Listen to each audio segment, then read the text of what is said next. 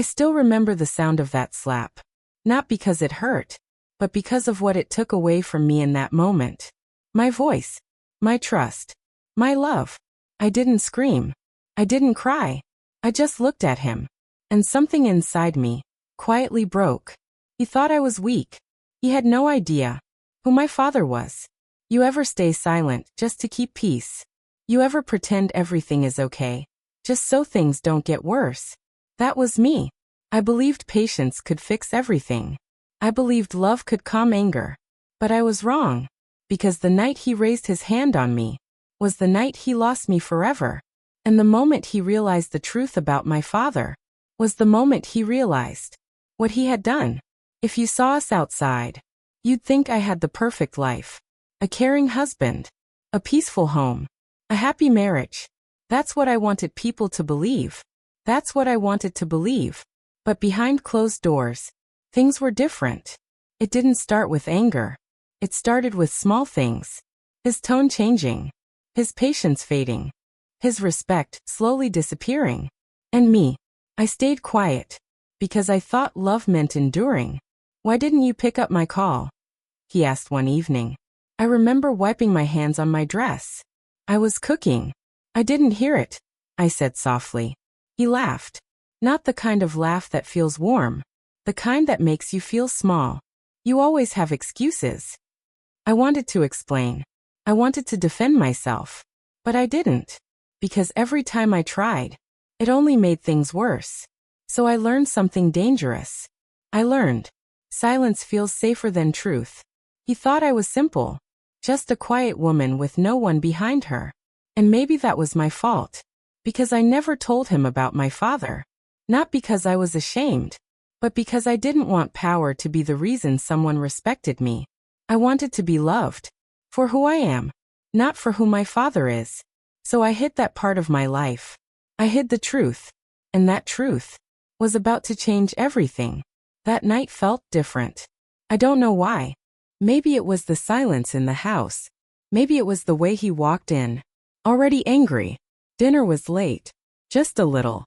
I work all day and this is what I come home to, he said.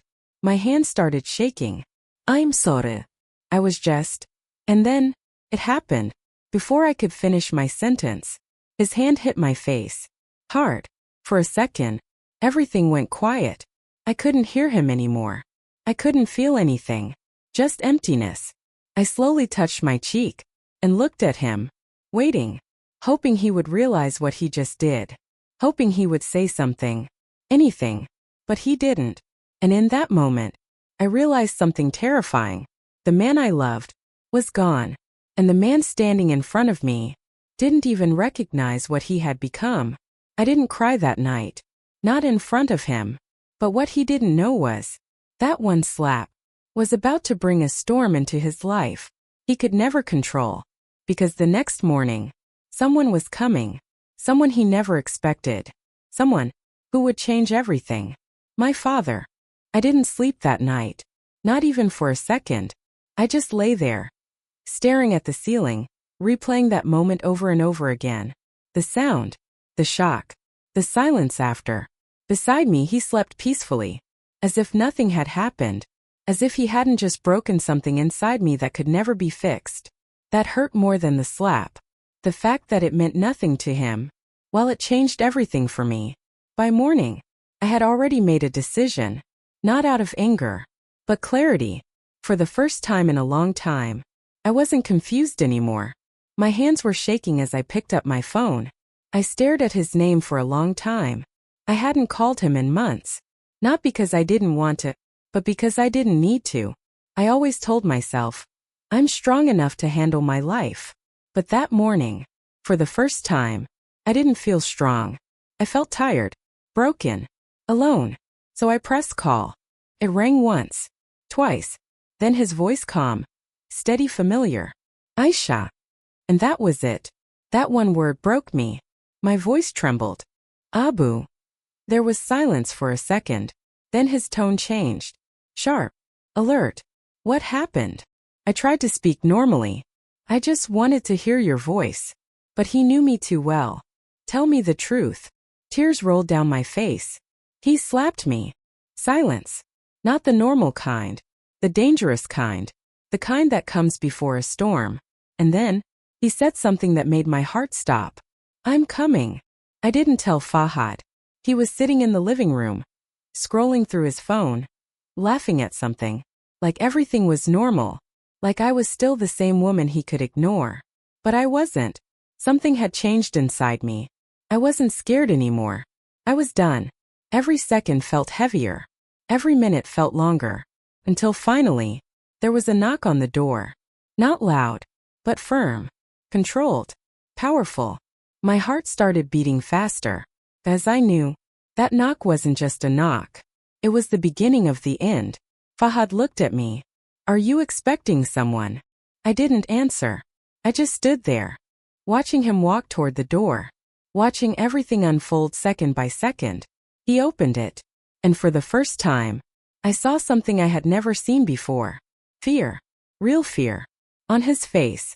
Because standing there was my father, dressed in calm authority, eyes sharp, silent but dangerous. Fahad's voice stuttered. "Yes, sir." He didn't know. Of course he didn't know. He had never asked, never cared enough to know. My father stepped inside slowly. His presence alone changed the entire atmosphere. The air felt heavier, colder. Fahad looked confused, nervous. "Who are you?" And that's when my father looked at him straight in the eyes and said, "I'm the man whose daughter you touched." You could hear a pin drop. Fahad's face went pale. His hand started trembling slightly. He looked at me, then back at my father, trying to understand, trying to fix something that was already broken. I didn't know," he whispered. And for the first time, I spoke. My voice was calm, stronger than ever before. "You never tried to know." That silence hit harder than any words. My father took a step closer. Not aggressive, but firm, controlled. "Do you think raising your hand on a woman makes you powerful?" he said quietly. Fahad looked down, ashamed. "I lost control." "No," my father interrupted. "You showed your true control." Fahad turned to me quickly. "Aisha, I'm sorry. I didn't mean it. I was just angry." "Stop," I said. My voice didn't shake this time. Not even a little. Because something inside me had finally healed by breaking completely. "You didn't lose control," I continued. "You made a choice." Tears filled his eyes. "I love you." I looked at him. Really looked at him. And for the first time, I didn't feel anything. No anger. No love. No pain. Just emptiness. "And that's the problem," I said softly. "Because love doesn't look like this." My father turned to me. "Pack your things," he said. Simple. Clear. Final. Fahad panicked. "No, please don't go. I'll change. I promise." But some promises come too late. I picked up my bag slowly. And as I walked past him, he grabbed my hand. Desperate. Broken. "Please," I paused. Not because I was unsure, but because I wanted him to understand something. I gently removed his hand, looked him in the eyes and said, "You didn't just slap me. You lost me." And then, I walked away. I didn't look back. Not once. Even though every step felt heavier than the last. Even though a part of me still remembered the man I once loved. But I knew something now that I wish I had understood earlier. Love without respect is just pain with a pretty name. As I stepped outside, the air felt different. Lighter. For the first time in a long time. I could breathe. My father opened the car door for me. The same way he used to when I was little. Gentle. Protective. Safe. I sat inside. And as the door closed, it felt like a chapter of my life had finally ended. Back inside the house, Fahad stood frozen, trying to process everything, trying to understand what just happened, who that man really was. Because something about him wasn't ordinary. And he was right. Because later that day, when he started asking questions, the truth came out. Not slowly, not gently, but all at once. My father wasn't just a normal man. He wasn't just someone with authority. He was someone people respected, feared, listened to. A man known for discipline, for justice, for power. The kind of man no one wanted to stand against. And suddenly everything made sense to Fahad. The calm confidence, the controlled anger, the silence that spoke louder than words. And that's when fear truly hit him. Not because of power, but because of realization. He didn't just slap a woman. He disrespected someone who had always been protected. And more importantly, he destroyed the only person who ever truly loved him. Days passed, but for Fahad time didn't move. The house felt empty, cold, too quiet. No soft footsteps in the kitchen. No gentle voice asking if he had eaten. No presence. Just silence. The kind of silence that forces you to think. And thinking was the worst punishment of all. Because now he remembered everything. Every word he said. Every moment he ignored. Every time she stayed quiet just to keep peace. And that slap. It replayed in his mind again and again. I didn't mean it, he whispered to himself one night. But deep down he knew something. Intent doesn't erase damage. And apologies don't undo pain. Back at my father's house, I was different. Not broken. Not weak. Just awake. I spent days in silence. Not because I was hurt anymore, but because I was learning myself again. Who I was before everything. My father never asked too many questions. He didn't need to. He just stayed close. Present. That was enough. One evening he sat beside me. You did the right thing, he said. I looked at him. Why does it still hurt? He smiled gently. Because you loved him. That answer didn't fix anything. But it made me understand something important. Pain doesn't mean you made the wrong choice. Sometimes, it means you finally made the right one. Weeks later, Fahad came to see me. Not with anger. Not with pride. But with something I had never seen before. Humility. He stood at the door nervous. Broken. I just want to talk, he said. I stepped outside. Not because I wanted him back, but because I needed closure. His voice shook. I lost everything. I stayed silent. I didn't realize your value until you were gone. Tears fell from his eyes. I am sorry. I looked at him for a long moment, and then I said something that ended everything. You didn't lose me that day, I said calmly. You lost me slowly, every time you disrespected me. He couldn't respond, because he knew it was true. I walked away again. But this time, it didn't hurt.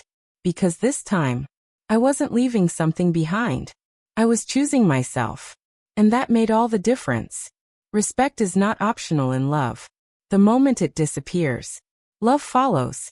Never stay where you are tolerated. Go where you are valued. Because the truth is, the strongest people are not the ones who endure pain. They are the ones who walk away from it. And remember, sometimes, the biggest mistake someone makes is underestimating the silence of a strong woman. If this story touched your heart, don't forget to like, share, and subscribe. Because some stories aren't just told, they are felt.